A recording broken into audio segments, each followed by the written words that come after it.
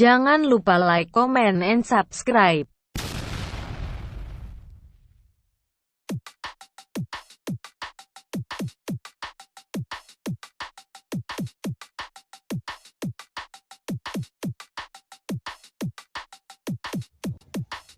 Baik, Assalamualaikum warahmatullahi wabarakatuh. Perkenalkan, nama saya Lailatul Fitria. Saya dan teman saya memiliki tugas untuk menjelaskan sedikit pemahaman kami tentang reksadana dari salah satu poin yang perlu dibahas dalam mata kuliah manajemen investasi. Saya di sini sebagai moderator sekaligus pemateri satu yang akan menjelaskan sedikit pemahaman saya tentang reksadana. Apa itu reksadana? Menurut kalian reksadana itu apa sih? Di sini saya akan menjelaskan. Yang pertama yang akan saya bahas di sini adalah definisi reksadana. Secara etimologi, kata reksadana berasal dari dua kata, yaitu reksa dan dana. Reksa sendiri memiliki arti dijaga atau dipelihara atau memelihara atau pelihara. Dan dana yaitu berarti uang, duit, dan lain sebagainya ya.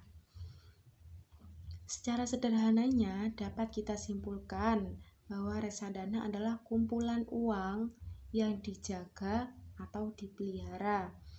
Sehingga dalam hal ini istilah reksadana didefinisikan sebagai suatu wadah yang dipergunakan untuk menghimpun dana. Menghimpun dana dari masyarakat pemodal untuk selanjutnya diinvestasikan dalam portofolio efek oleh manajer investasi. Reksadana merupakan terjemahan dari mutual fund bagi masyarakat Indonesia, meskipun reksadana bukan lagi hal baru. Bukan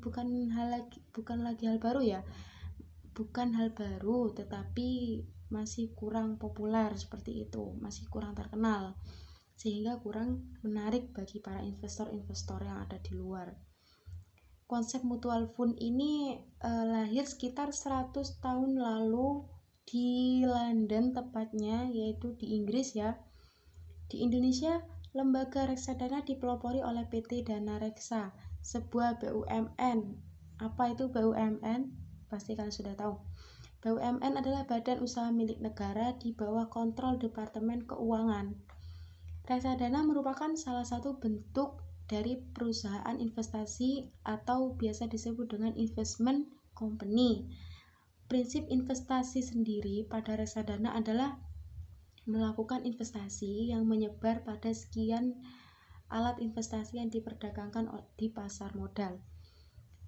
Menurut Undang-Undang Pasar nomor 8 tahun 1995 pasal 1 ayat 27 yang berbunyi, yaitu reksadana adalah wadah yang dipergunakan untuk menghimpun dana dari masyarakat pemodal untuk selanjutnya diinvestasikan dalam portofolio efek oleh manajer investasi.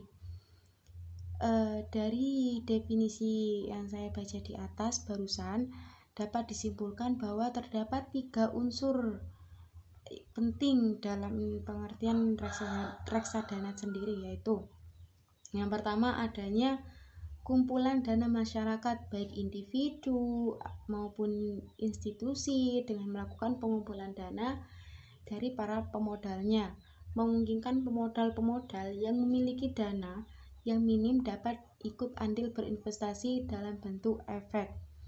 Yang kedua yaitu investasi bersama dalam bentuk suatu portofolio efek yang telah terdiverifikasi ya. Yang ketiga yaitu yang dimaksud dengan efek adalah apa? Surat berharga. Efek itu surat berharga seperti surat pengakuan utang, surat berharga komersial, saham, obligasi, tanda bukti utang, unit penyertaan, dan lain sebagainya. Baik efek yang bersifat utang maupun yang bersifat ekuitas seperti opsi dan waron. Portofolio efek yang dikelola oleh reksadana dapat berupa kumpulan dari beberapa jenis efek atau tidak hanya sejenis ya, ada banyak macamnya. Yang keempat yaitu manajer investasi dipercaya sebagai pengelola dana milik masyarakat investor. Yang kelima yaitu manajer investasi adalah pihak yang kegiatan usahanya mengelola portofolio efek untuk para nasabahnya, untuk para investornya, untuk atau mengelola portofolio investasi kolektif untuk sekelompok nasabah, bukan hanya per individu ya, tapi sekelompok juga ada. Tidak termasuk perusahaan asuransi, dana pensiun, dan bank yang melakukan sendiri kegiatan usahanya berdasarkan peraturan perundang-undangan yang telah berlaku. Poin yang kedua atau poin selanjutnya yaitu tentang sejarah reksadana. Seperti apa sih sejarah reksadana itu? Pertama kali dikenal terbit dengan nama Massachusetts Investor Trust yang diterbitkan tanggal 21 Maret 1924. Ini adalah jenis reksadana yang bisa dibilang muncul pertama kali di zaman modern sekarang ini. Meskipun pada masa-masa sebelumnya, seperti awal tahun 1744, yang didirikan oleh seorang Adrian Van Cranwich. Pada akhir tahun 2007, secara keseluruhan total aset kelolaan reksadana di dunia adalah sebesar 26,1 triliun dolar ya. 26,1 dolar triliun. Maaf. Dengan jumlah penduduk sebanyak 66.350 buah. Sebuah perkembangan yang sangat luar biasa jika dibandingkan dengan pada saat Massachusetts ini diterbitkan yang hanya adanya 392.000 dolar, tidak sampai triliun ya. Di Indonesia sendiri, perkembangan reksadana sendiri dimulai pada tahun 1976 yang diawali dengan munculnya PT Dana Reksa. Seperti itu. Yang pada waktu itu PT Dana Reksa ini menerbitkan reksadana yang disebut dengan sertifikat Dana Reksa. Setiap hari harga unit Dana Reksa ini diumumkan dan didengarkan melalui siaran radio yang bersamaan dengan harga 9 bahan pokok. Seperti itu. Kemudian pada tahun 1995 ini berdiri sebuah reksadana tertutup, yaitu PT BDNI Reksadana dengan menawarkan 600 juta saham dengan nilai satu sahamnya itu sekitar 500 rupiah ya. Nilai per sahamnya itu 500 rupiah sehingga terkumpul dana sebesar 300 miliar.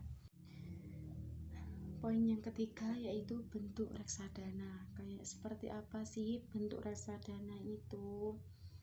Di sini bentuk berdasarkan Undang-Undang Pasar Modal Nomor 8 Tahun 1995 Pasal 18 Ayat 1, yaitu bentuk hukum reksadana di Indonesia ini ada dua. Bentuknya ada dua ya, yaitu reksadana terbentuk perseroan terbatas yaitu seperti PT Reksadana, dan reksadana berbentuk kontra investasi kolektif yaitu KIK.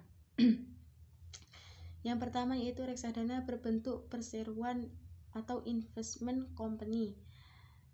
Suatu perusahaan atau perseroan terbatas yang dari sisi bentuk hukum tidak berbeda dengan perusahaan lainnya. Perbedaan terletak pada jenis usahanya, yaitu jenis usaha pengelolaan portofolio investasi. Reksadana berbentuk perseroan dibedakan berdasarkan sifatnya menjadi dua, yaitu reksadana terbuka dan reksadana tertutup. Adapun ciri-ciri dari reksadana berbentuk perseroan ini, perseorangan ini adalah yang pertama yaitu badan hukum terbentuk PT, selain PT itu bukan. Yang kedua yaitu pengelolaan kekayaan reksadana didasarkan pada kontrak antara direksi perusahaan dengan manajer investasi yang ditunjuk. Yang ketiga yaitu penyimpanan kekayaan reksadana didasarkan pada kontrak antara manajer investasi dengan bank kustodian. Tadi yang pertama adalah reksadana berbentuk perseroan, dan yang kedua adalah kontrak investasi kolektif atau KIK ya, Unit Investment Trust dalam bahasa lainnya, yaitu kontrak yang dibuat antara manajer investasi dengan bank kustodian yang juga mengikat pemegang unit penyertaan sebagai investor. Melalui kontrak ini, manajer investment diberi wewenang untuk mengelola portofolio efek, dan bank kustodian diberi wewenang untuk melaksanakan penitipan dan administrasi investasi. Karakteristik dari reksadana kontrak investasi kolektif ini, KIK ini ya, karakteristiknya itu ada 5. Yang pertama yaitu menjual unit penyertaan secara terus-menerus sepanjang ada investor yang membeli. Jadi kita menawarkan terus-menerus, yang penting ada investor yang mau membeli, seperti itu. Yang kedua yaitu unit penyertaan tidak tercatat di bursa. Yang ketiga, investor dapat menjual kembali unit penyertaan yang dimiliki kepada manajer investasi atau MI yang mengelola. Yang keempat yaitu hasil penjualan dari pembayaran pembelian kembali unit penyertaan akan dibebankan pada kekayaan reksadana. Yang kelima yaitu harga jual atau harga beli unit penyertaan didasarkan pada nilai aktiva bersih, yaitu dalam singkatannya yaitu NAB ya, nilai aktiva bersih. Per unitnya dihitung oleh bank kustodian secara hariannya, seperti itu. Mungkin ini pembahasan yang bisa saya jelaskan sedikit ya, bisa saya paparkan sepemahaman saya. Untuk poin-poin selanjutnya akan dijelaskan oleh teman-teman saya, yaitu pemateri 2 dan pemateri 3. Untuk pemateri 2 saya persilahkan. Assalamualaikum warahmatullahi wabarakatuh. Perkenalkan, nama saya Laili Lubina Diva. Saya sebagai pemateri kedua akan menerangkan mengenai jenis-jenis reksadana. Yang pertama yaitu reksadana pendapatan tetap. Pada umumnya, reksadana ini memberikan penghasilan dalam bentuk bunga seperti deposito, SWBI, obligasi syariah, dan instrumen lainnya. Yang kedua yaitu reksadana saham. Yang ketiga yaitu reksadana campuran. Reksadana ini bersifat fleksibel, yang berarti pengelolaan investasi ini dapat digunakan untuk berpindah-pindah dari saham ke obligasi maupun ke deposito, atau tergantung pada kondisi pasar dengan melakukan aktivitas trading. Yang keempat yaitu reksadana pasar uang, yaitu reksadana yang investasinya ditanam pada efek yang bersifat hutang dengan jauh tempo yang kurang dari 1 tahun. Umumnya investasi dalam kategori reksadana ini meliputi deposito, SBI, obligasi, serta efek hutang lainnya. Baik, selanjutnya saya akan melanjutkan materi mengenai karakteristik reksadana. Yang pertama yaitu reksadana pasar uang. Karakteristiknya meliputi A. Relatif lebih aman dibandingkan jenis reksadana lainnya. Yang B. Bersifat liquid atau mudah dicairkan. Yang ketiga, investasi jangka pendek. Yang keempat atau D. Mempunyai potensi keuntungan sedikit lebih tinggi dari deposito. Yang kedua yaitu reksadana pendapatan tetap. Karakteristiknya yaitu meliputi A. Mempunyai potensi keuntungan lebih tinggi dari reksadana pasar uang. Yang kedua atau yang B, investasi jangka menengah. Yang ketiga yaitu reksadana campuran. Karakteristiknya yaitu meliputi A. Mempunyai potensi keuntungan yang cukup tinggi. Yang B. Investasi jangka menengah sampai panjang. Yang keempat yaitu reksadana saham.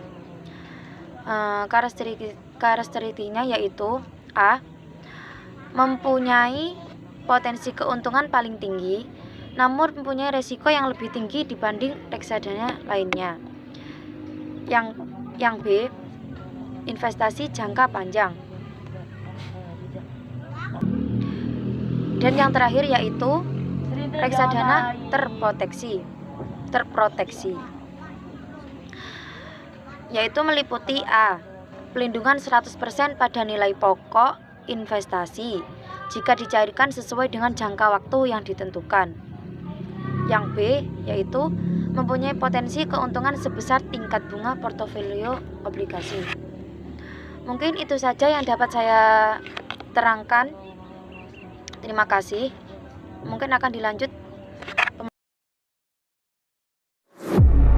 Warahmatullahi wabarakatuh. Di sini saya akan melanjutkan penjelasan dari pemateri kedua, yaitu tentang pengelolaan dan sifat reksadana serta manfaat dan risiko reksadana. Yang dimaksud dengan pengelolaan adalah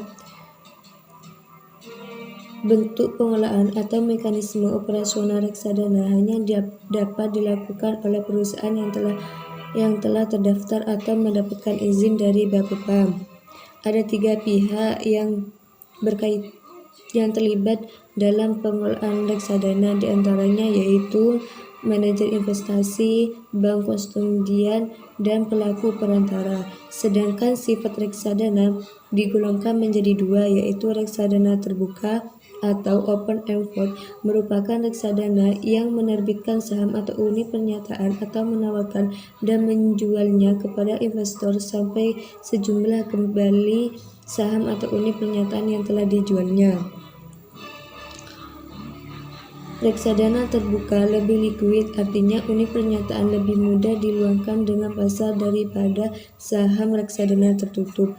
Dan reksadana tertutup closed-ended yang menerbitkan saham atau unit pernyataan dan menjualnya kepada investor, namun tidak memiliki kewajiban untuk membeli saham atau unit pernyataan yang telah dijualnya. Investor hanya dapat menarik investasinya dengan cara menjual atau mengalihkan saham atau unit pernyataan yang dimilikinya kepada investor lain yang berminat. Sedangkan beberapa manfaat dari reksadana adalah dikelola oleh manajemen profesional, diversifikasi investasi, transparansi informasi, likuiditas yang tinggi, dan biaya rendah. Sedangkan beberapa risiko reksadana adalah risiko menurunnya NAB atau nilai aktiva bersih unit pernyataan, risiko likuiditas, risiko pasar, dan risiko default. Sekian penjelasan dari saya. Selebihnya, wassalamualaikum warahmatullahi wabarakatuh.